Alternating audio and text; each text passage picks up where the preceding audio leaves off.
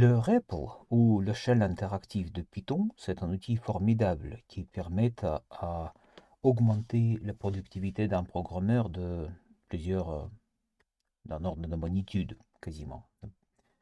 Mais c'est un outil qui vient pas sans danger, surtout pour un programmeur novice qui commence sa carrière de programmeur avec un langage qui possède ce REPL en utilisant ce REPL.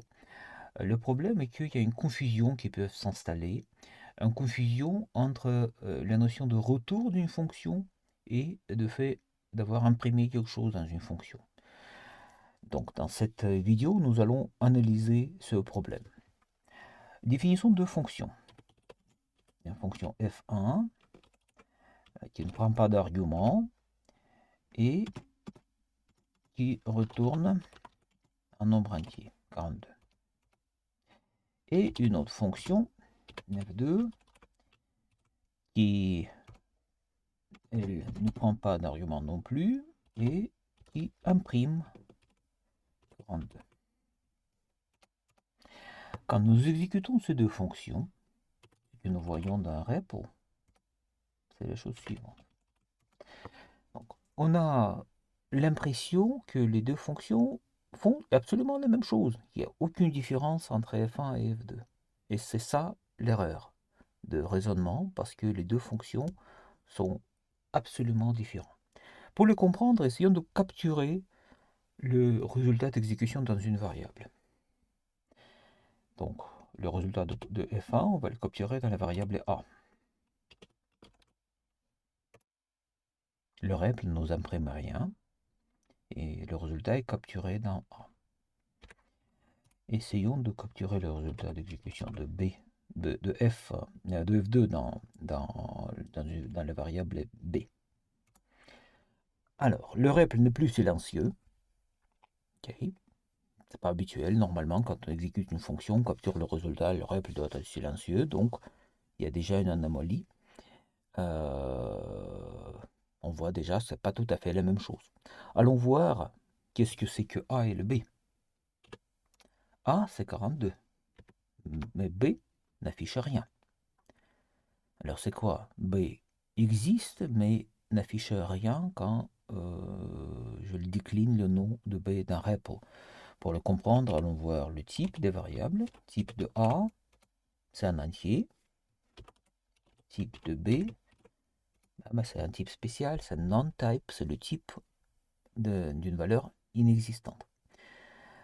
Alors, on a vu que c'est pas tout à fait la même chose. Maintenant, il faut comprendre qu'est-ce que fait F1, qu'est-ce que fait F2, et pourquoi juste exécuter les résultats d'un REPL sont indistinguables. Donc, ce que je vois ici, c'est absolument la même chose. Alors, pour le comprendre, allons voir notre diagramme de fonctionnement de REPL comme une boucle. Alors, reprenons notre code. Il est ici. Et voyons ce qui se passe. Donc, REPL communique avec un autre programme qui est géré par cette fois VS Code, le console, où on affiche les résultats. Ici, nous avons notre REPL. Ici, nous avons console.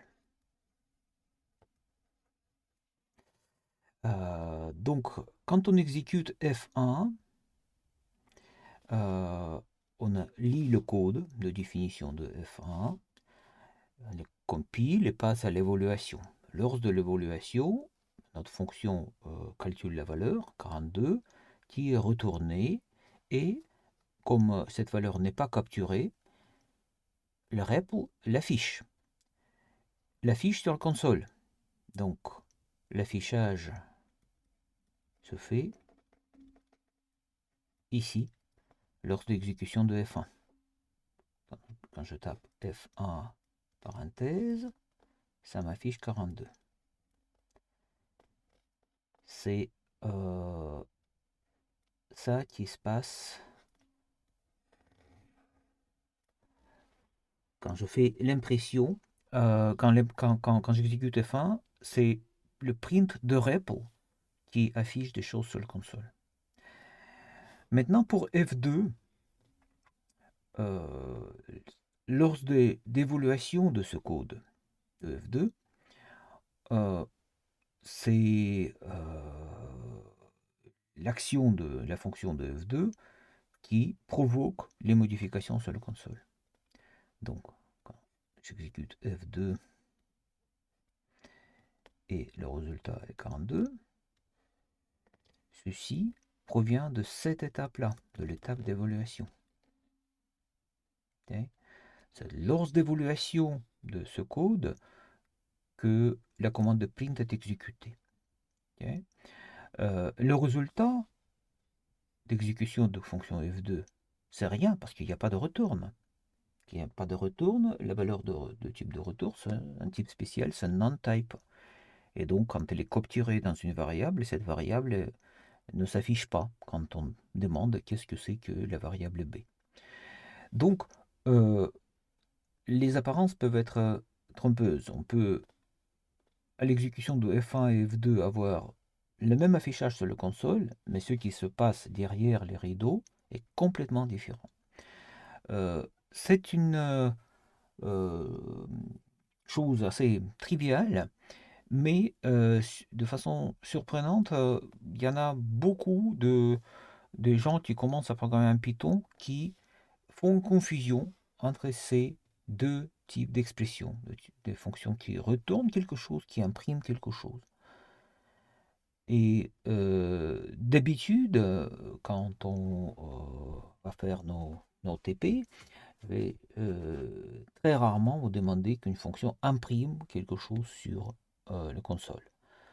C'est les fonctions test qui font l'évaluation de votre code, qui ont la vocation d'imprimer quelque chose sur la console, mais pas votre code proprement dit. Le code que vous allez écrire, dans quasi-totalité de cas, doit rester silencieux, comme la fonction F1 et pas comme la fonction F2.